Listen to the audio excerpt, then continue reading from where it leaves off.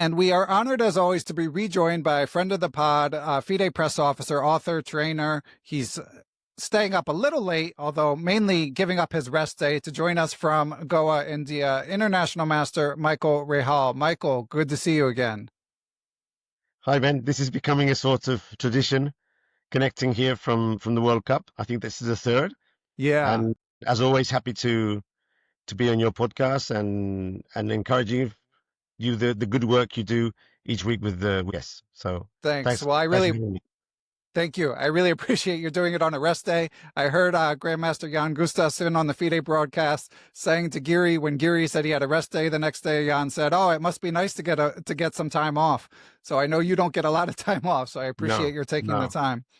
And before we started recording here on the rest day heading into the final 32, you were telling me that this is your favorite tournament. Why is that, Michael? The World Cup is my favorite tournament as press officer because on the one hand, there are a lot of very strong players, especially the first and second rounds. That's the thing that I really always enjoy, to see all the best players in the world. But at the same time, there's a lot of drama, excitement, and very good chess, actually. With the no-draw rule before the 30th, it makes for very good and entertaining chess. There's only 2 games in the classical, so one mistake and a very good player could easily go home. And then we have very exciting tiebreaks, and I enjoy a lot watching the tiebreaks live. And of course, if you think of the other tournaments there are, of course, the World Championship is exciting in itself, but there's only 2 players. Olympiad is very exciting, but 70% of the field are basically amateur players representing their countries. Very important for them, of course, but from the perspective of a player, as I am myself as well, to see the players participating, the World Cup has it all. It has drama, excitement, eliminations, top players. Most of the players, that's another important thing. Most of the players in the World Cup, they stay in the same venue and hotel all together. So you get to see them at dinner time, at lunch, for breakfast, in the gym. You really get the sense that you're in a community of top chess players, whereas in the Olympiad, as you know, most players are distributed in different hotels, so you only see them in the playing hall. It's a very nice, a very special tournament, and most players enjoy it a lot as well. So, yeah, that's my reasons. You certainly get that impression watching from home. And you mentioned, Michael, the upsets, which I think has been one of the major storylines. There have been many already with 32 remaining, but we've seen so many surprises. Nepo's out, Giri's out, the world champion Gukesh is out. So many of the top 20 players are gone. In fact, we had a listener question from a Patreon supporter. This one is from Francois Legrand. Thank you for helping to support the podcast, Francois. And he asked, do the many upsets in this World Cup suggest that 2,700 rated players are somewhat overprotected by mostly competing in closed events, and that a more competitive field might allow 2,500 and 2,600 players to challenge them more often? What do you think? I don't agree with that. I went through your Twitter page and I saw that you didn't agree. Go ahead. I don't agree. No, that's okay. So if that question, and thanks for Francois for sending it over, if that question is suggesting that these 2,500 and 2,600 players have the same level as just the 2,700s, the only reason why the 2,700s are there is because they're protected by the rating, I don't agree at all. Because if they're there, they've already gone through the motions that the 2,500 and 2,600s have had to go and get to that level and stay there. I know a lot of these guys personally, Ben. They are fantastic players. Fantastic players. I mean, you can't compare someone like Nepomniatchtchi or Giri or any of these guys with a 25-50 player. The difference of level is outstanding. But in a 2-game match, a difference of 100 rating points, it's not so much. And in fact, I think rating-wise, it translates to a 60-40 percentage expectation. So in a match of 10 games, a 26-50 would be expected to do at least 4 points against someone like Giri. Now, if you see it from that perspective, then you can easily see that in a 2-game match, you can get eliminated in 2 games. That's from a mathematical perspective. And then from a game perspective, it's hard to play chess. There's traveling. there's tension in the games, there's preparation, there's an opening that may appear in one specific game that you just hadn't contemplated. There's overpressing. For example, we have the game between Abdusattorov and Martinez Alcantara. Now, Martinez Alcantara is a fabulous player. I mean, he's 2650. He was the guy who played the Clash of Clans with Kramnik. He's been playing Yeah, I'm really online. happy for him. Yeah, He's this is a very useful. good player. He's a friend of mine. He's an excellent player. Excellent player. So he defeats Abdusattorov with black unexpectedly because Abdusattorov was pressing in that game, but he overpressed and lost. Now he has to win with black against a very strong 2650 Grandmaster. That's not easy at all. What happens in the end? He gets crushed in the second game. Does that mean Martina Alcantara is better than Abdusattorov? That would be ridiculous to think that. It's ridiculous. I mean, it doesn't make any sense at all. But on the day, Martinez Alcantara was better than Abdusattorov on the day. Now let's do this again 2 or 3 times and probably the result wouldn't be the same. What is true is that there's a lot of surprises in the classical, because then when you get to the tiebreak, as Caruana predicted on the podcast, he said in the tiebreaks, the better players normally rise to the occasion. And yesterday in the tiebreaks, there were 6 2700s playing, 5 of them went through. Only one was eliminated. I think it was I'd have to check, but one of the 2700s, Fedoseev, he lost against Fedoseev lost against Wojtaszek in the classical games. One of the 2700s was eliminated yesterday, but 5 others went through, and there's still many of them here. I mean, Levon is here, Vasyl Ivanchuk is here, Praggnanandhaa is here. Praggnanandhaa was finalist in 2023 in Baku. Guys is here. Yeah. Keimer is here. She's still got very, very good players here. But it is true that Nepomniatchtchi has been eliminated, Abdusattorov has been eliminated, Gukesh, very unexpectedly, has been eliminated. Yeah, but these things happen. So I'm surprised, yeah, of course, but I understand perfectly that this situation can happen, and actually it's happened before. Yeah, Chess by the Numbers ran his ELO model and basically said that you would expect 1 to 2 out of the top 10 players to be eliminated, and it's been 2. So, and he more broadly said that the results are, from a statistical perspective, they're slightly surprising, but not like off the charts. Exactly. And I think it just... I would agree with that, yeah. Yeah, and it feels that way. I mean, when you think about it more, and I think your point about the heightened tension and about people taking more chances is a really good one. It is going to lead to more outlandish results, this winner take all format.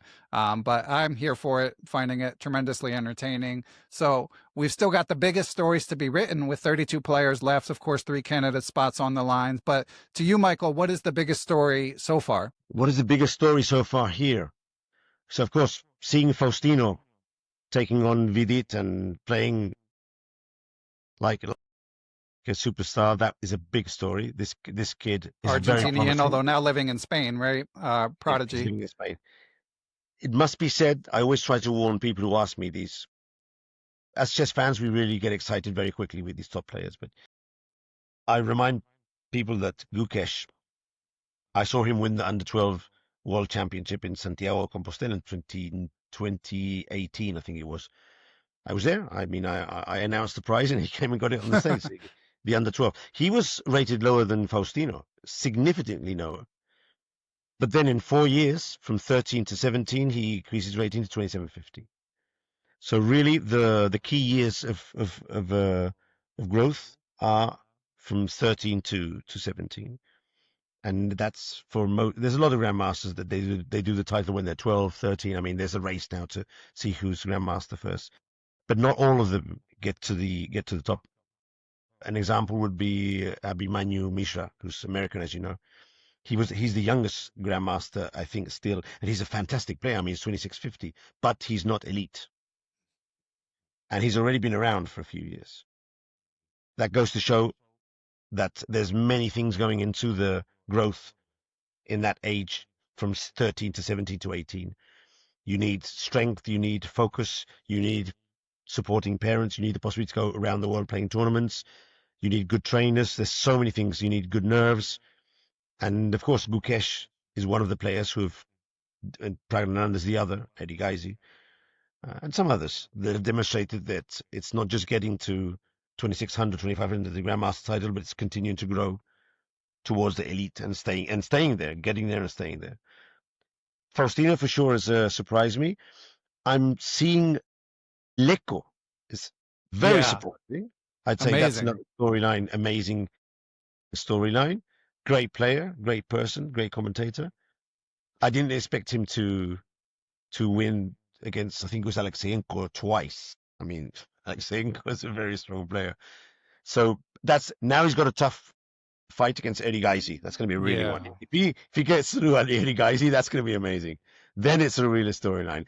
But I have to put my money on Eddie Geisy in principle, although, as we've mentioned before, anything can happen. Yeah, of course, the eliminations of the top players is very surprising. Gukesh and Nepomniatchtchi, I didn't expect them to be eliminated.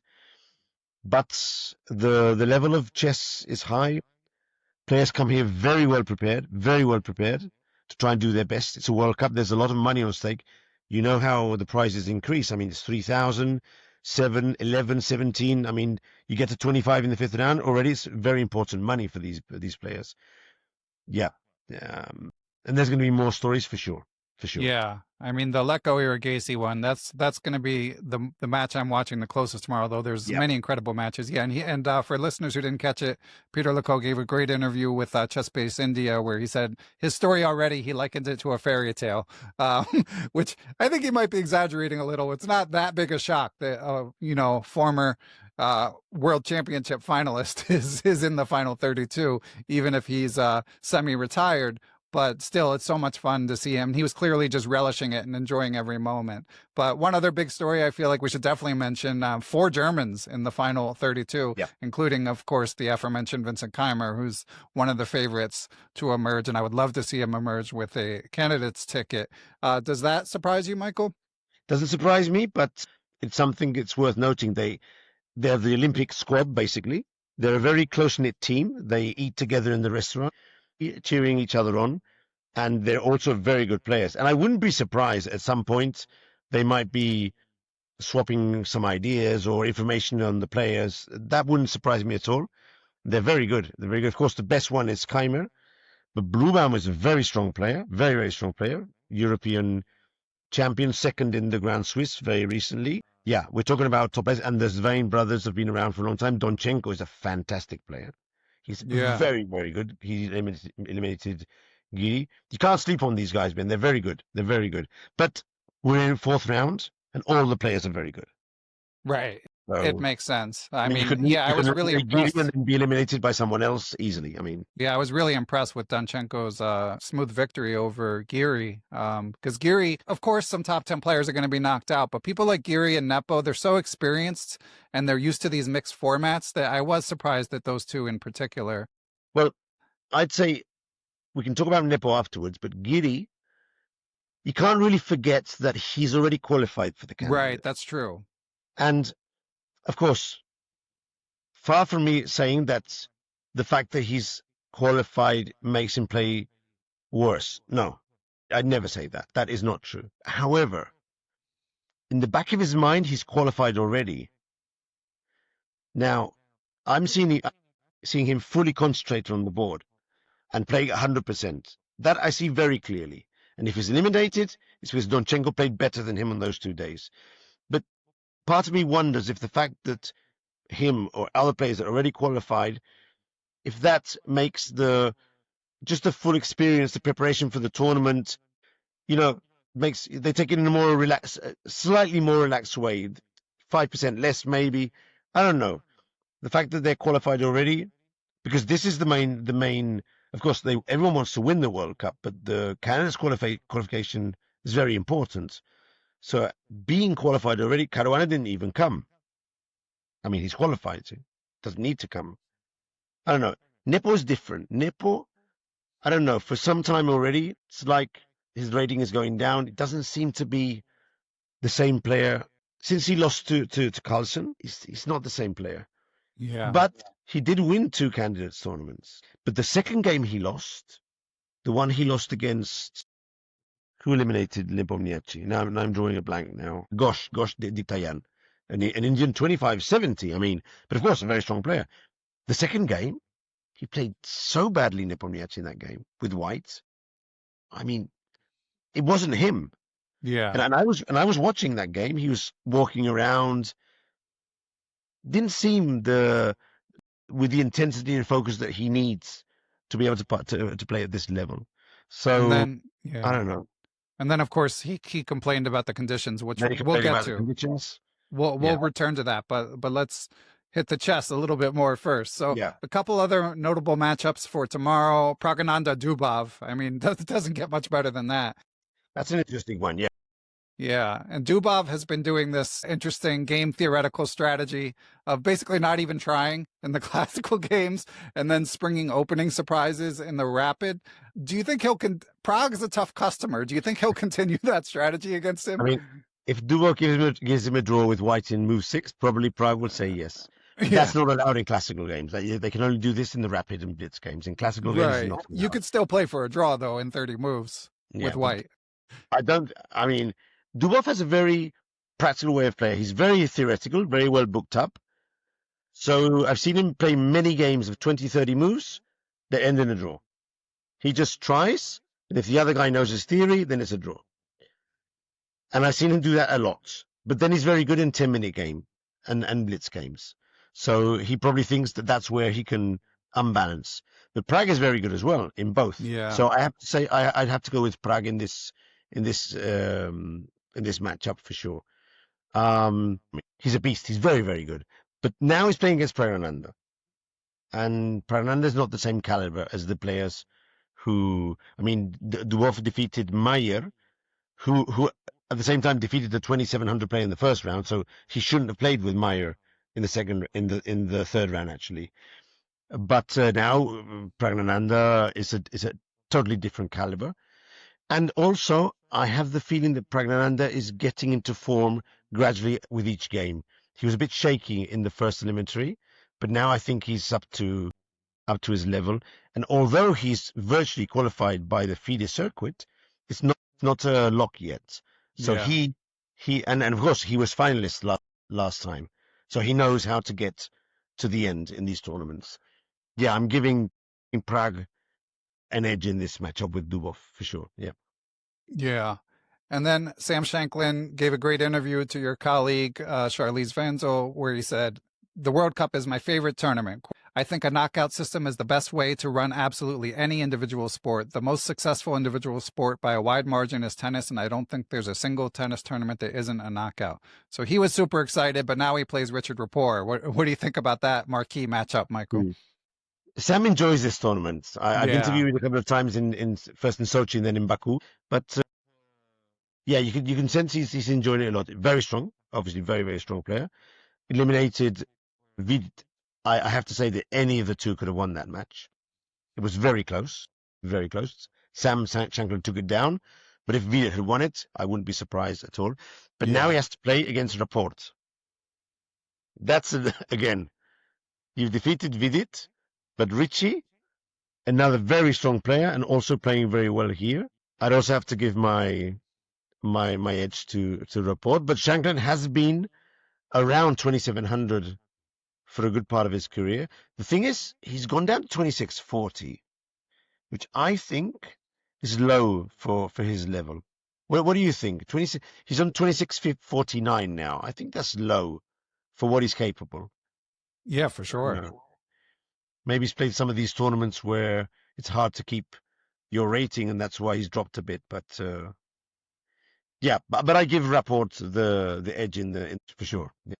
Yeah, I mean, I know that like the ELO models are run based on current rating, but to me, with established players, I think of them more as in a range. So I mean, it's one thing, hate to say this, but if you're over 40, I'm going to think, okay, I'm not going to give you your peak rating in terms of how I think about you. Yeah. But if you're before the age of 35 and your rating has dropped 50 points, I mean, it's like a very small mark against you. And maybe it shows that you're not in form, but generally, a lot of these players are fully capable of playing like at or near their peak.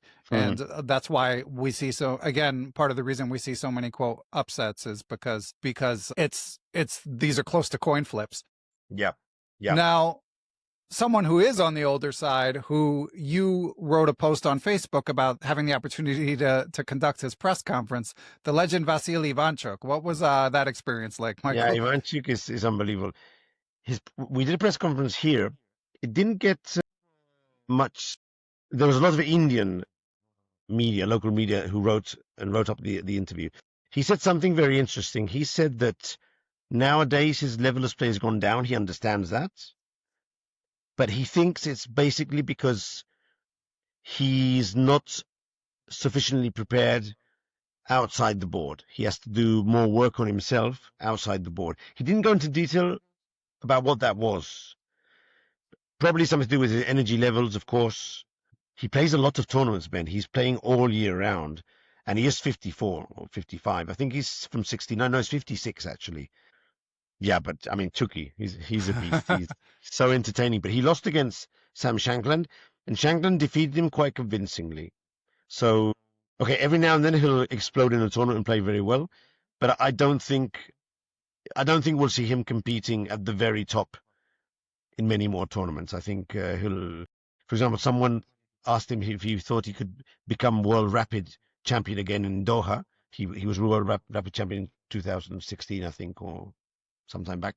He said he would like, but he didn't see it. He didn't see it coming. Yeah. But of course, being around Chucky is, I mean, it's fabulous. There was one particular moment which was quite nice in the interview. ChessBase India asked him to give his thoughts on the passing of Daniel Naroditsky, related to the game they played in New York. Yeah. You remember that game? Of course. Yeah. And of course, he said very, very sincerely that it was a tragedy for the family, for his brother, for the community. But then he said something very interesting. After giving his condolences, he said they played a couple of games, that game plus an online game 3-1, which he actually remembered, which is amazing. Right. But then he said something very interesting. He said that after the New York tournament, Max Drugi had invited him to do a lecture in one of the clubs, I think in New York, which he did, talking about the Naroditsky structures. And at the end of the lecture, he noticed Naroditsky in the playing hall. And this was a lecture for club players. So that was something that sort of like, and they had a brief chat at the end, but that gives you another insight into Naroditsky. Yeah. I mean, he knew Ivanchuk was in town. He went to the lecture, and didn't do anything apparent during the lecture because Ivanchuk didn't know he was there until the end. So yeah, Chucky is sometimes his mind sort of like wanders and he goes from one place to the other, and you try hard to make sense of what he's saying. But at the end, you just have to let him talk, and it ends up coming back. And he gives a really interesting insights. I mean, he's a fabulous player. He's one of the greats. Yeah. Every tournament is better with him in it, and as you say, going to be challenging for him to return to the top. But I love that the passion is still there, and Yes. hope it continues for. Yeah. He's going to play in Doha, so we'll see how it goes over there. Yeah. Yeah, exciting. So on the topic of the conditions, we were chatting a bit about this before we started recording, just to give listeners some context. I think the big story originated when Grandmaster Christian Carrillo on the C-Squared podcast mentioned that he'd heard some reports of the conditions being a little subpar and there possibly being bed bugs. But then there have been numerous players who said the conditions are great. Although, as we mentioned earlier, Nepo, after he was knocked out, complained about the conditions, although he also was just knocked out. Anyway, as the FIDE press officer, Michael, whether officially or unofficially, I mean, you could tell us your own experiences and what you've heard about what the conditions are like there at the 5-star hotel in Goa, India.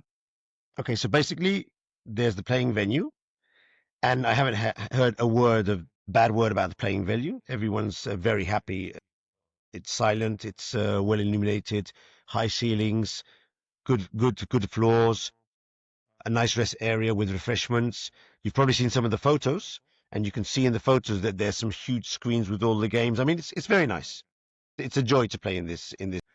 So on that part and that side, that's very good. And of course, one of the reasons that FIDE chooses a venue when they've determined the place You determine Goa as the location for they win the bid or for whatever reason. Then you have to find and you have to decide on the locations. You need a hotel resort with a massive playing area. And there are very good hotels in Goa. Resort is one of them. But the only one with the correct playing area was the resort area, with the Resort Rio, where we are. So Resort Rio has it's a resort, not in a jungle, but there's a lot of palm trees around, some nice rivers, some swamps. So there's some mosquitoes, but we're in India. I mean, Yeah. it's to be expected. And of course, in these types of resorts, 5-star resorts, you will have every now and then a lizard that crawls up the balcony and might get into your room. These sort of things are to be expected, and you won't hear many complaints about that. In these places, it's my third time in India, so I know about that. You don't open your windows if you don't want to be bombarded by mosquitoes. So if you want to freshen your room, you open it a bit, and then you try and keep it closed. Now, if you come into your room and you leave the windows open, then you complain that there's mosquitoes and bugs in your room. Well, you have to be a bit more careful. There are signs on the windows that say keep them closed because of the mosquitoes. Now, bed bugs, that's a different thing. There are, in the resorts, I think there's like 4 or 5 different hotel areas. Like towers, yeah. Yeah. And villas as well. So it's quite big.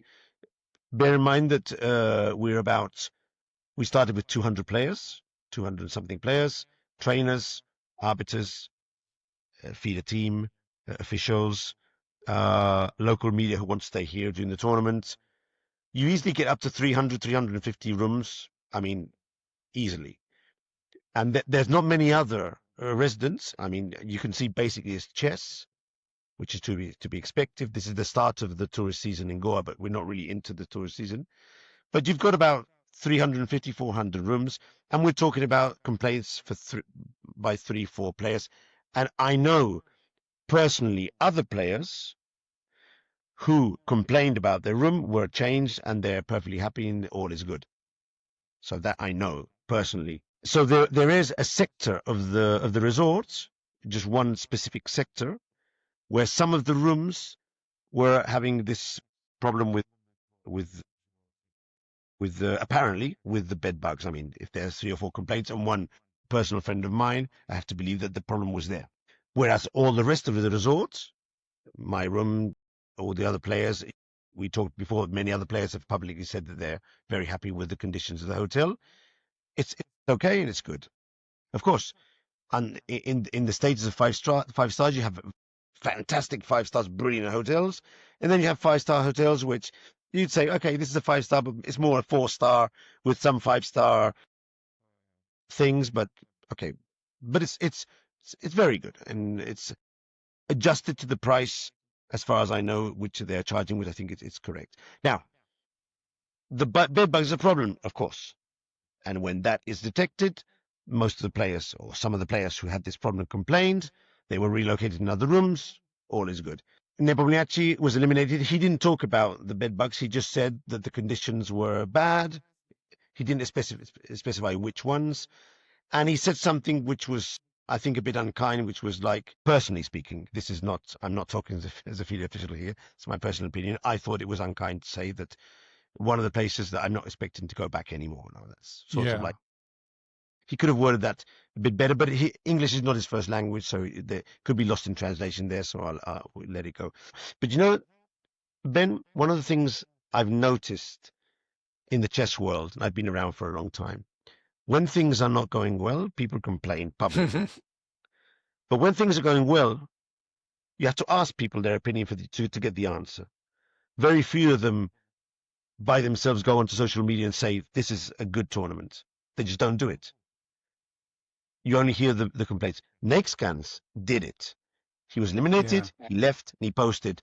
It's been a huge experience, good conditions, everything has been good. I've enjoyed my time here. He actually put a post.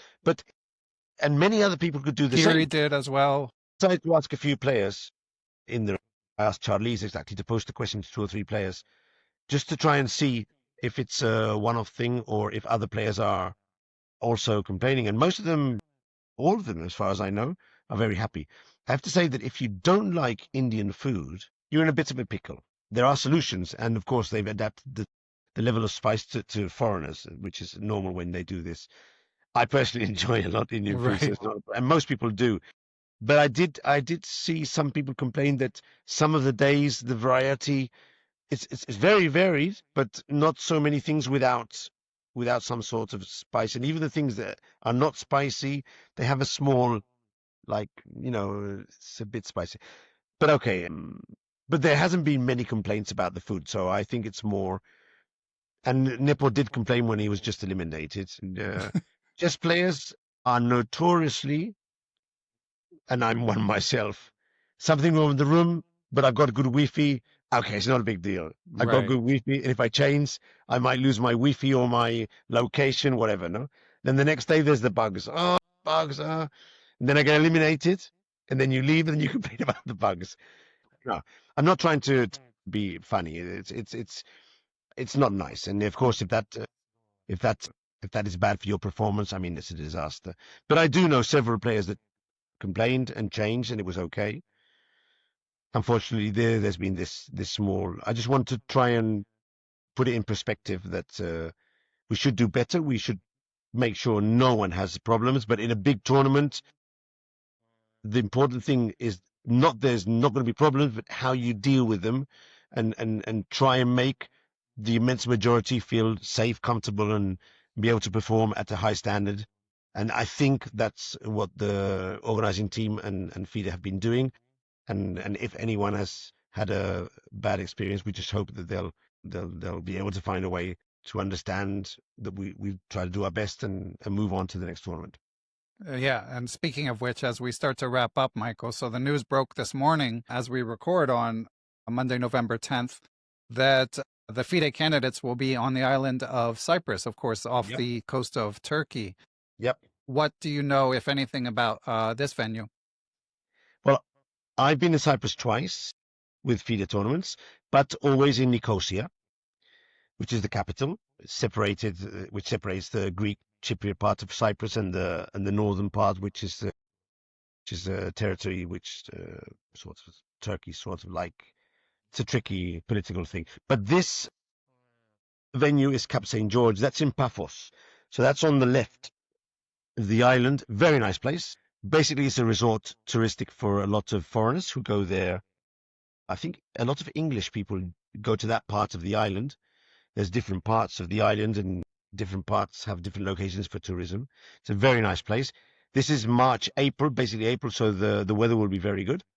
It's very hot in Cyprus, so I mean it's an excellent moment to plan a few days there, take a vacation, see the candidates, and enjoy the weather. I enjoyed Cyprus a lot.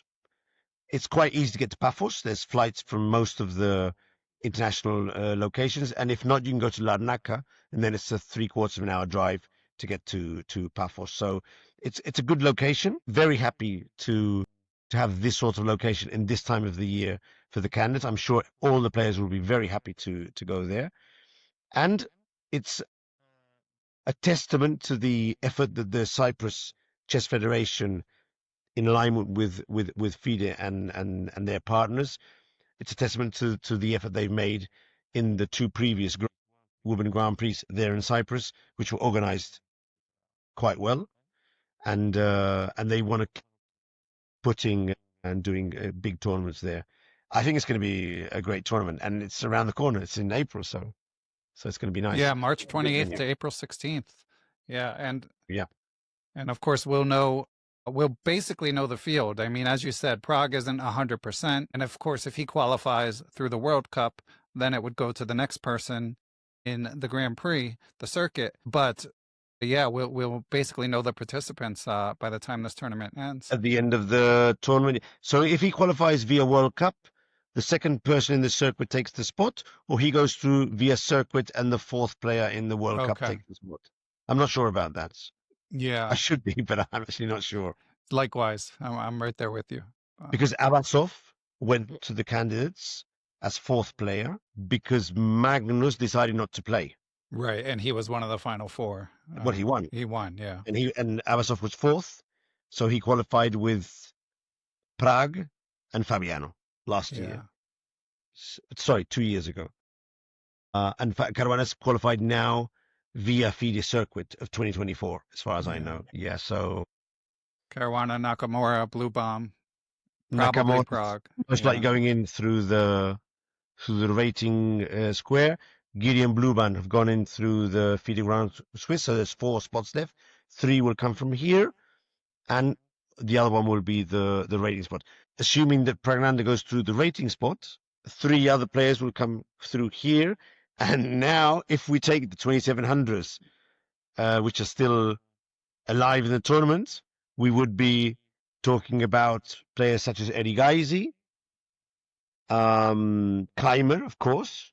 I think Keimer would be an excellent choice for a candidate spot. He's at 2773, possibly live rating 2780 by now, so he's doing very well. Amazing. Wei Yi, I think, would be great to have in the candidates. I really think Wei Yi would be a really nice face to have in the candidates if he qualifies. He's still alive. And then you have players such as Samuel Sevian, who's 2701. Maxime Vachier-Lagrave, I think he would be a very nice addition to the candidates as well. I think he's been around for a long time and would be a great choice. But there's other players. We talked about Richard Rapport, Levan Aronian, of course, another top player. And then there's 2 or 3 players that are lesser known but are very strong. For example, Jakovic Sindarov from Uzbekistan, 2720. 2720. Le Quang Liem, 2729. I had dinner with him the other day. I think he's here with his father. Fantastic player, Le Quang Liem, 2730, and playing very strong. And also Yu Yangyi, another Chinese player. So, yeah. And sorry, one other name, 27, Liang. Yeah, he's been doing great. He's been doing great. Yeah. He's here. I've spotted Carissa Yip.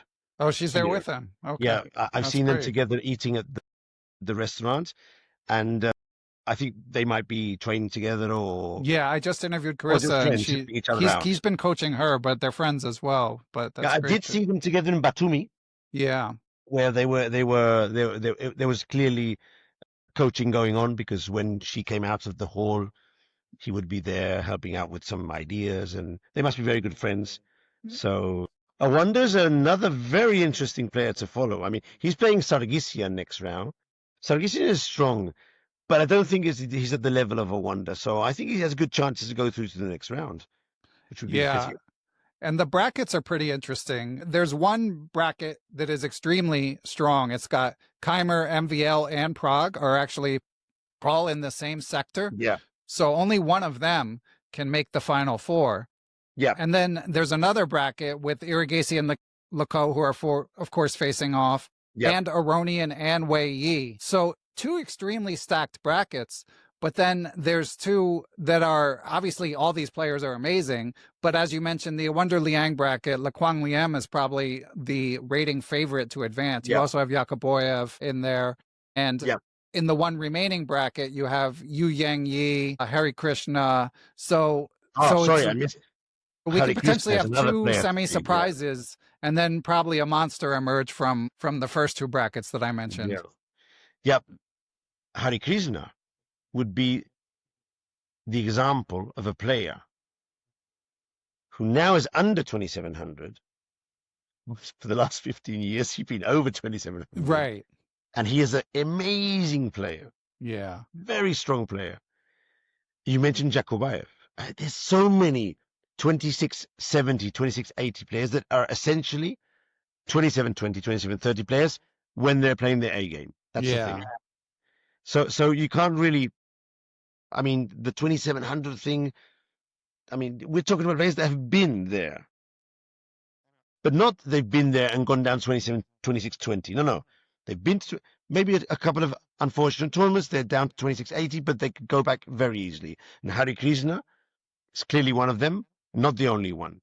Bluebound, of course. Yeah. Easily be considered 2700 player.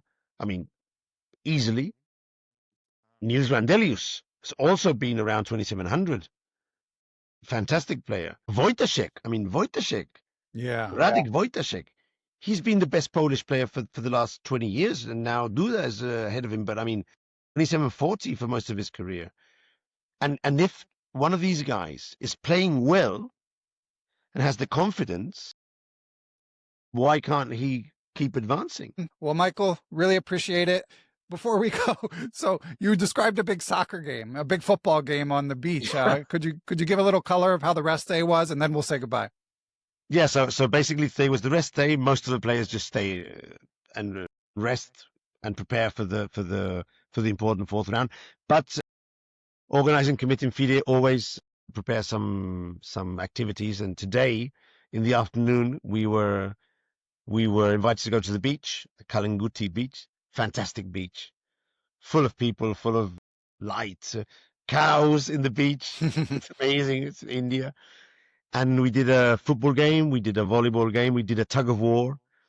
And in the tug of war, I'd never done a tug of war in my life. It's 15 against 15 on each side of the ropes, and like 300 people around just cheering us on. Because in these places, when something happens, there's a huge gathering. Everyone around starts to come towards and what's happening here. You know, there was an MC, a singer, some music. It's a sort of a spectacle. So we were cheered, and I'd never done something so tiring and strenuous like a tug of war. You're holding onto the rope. There's 15 of you. You're falling down. You're getting up. Who has more heavyweights behind the rope? It's something unbelievable. But it was nice. We had a great time together. And unfortunately, not many players came because they're doing their own stuff, and it's totally understandable. But yeah, it's been a good rest day. Okay. Now dinner and prepare for tomorrow. Again, really appreciate your taking the time, and we will let you get to it and look forward to your interviews and coverage of this always vastly entertaining tournament.